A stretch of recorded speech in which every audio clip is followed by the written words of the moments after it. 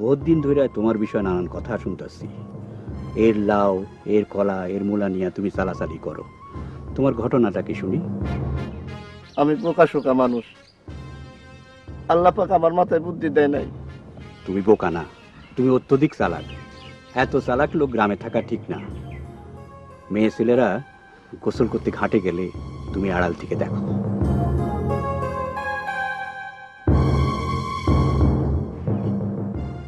এই বিষয়ে তোমার কিছু বলার আছে?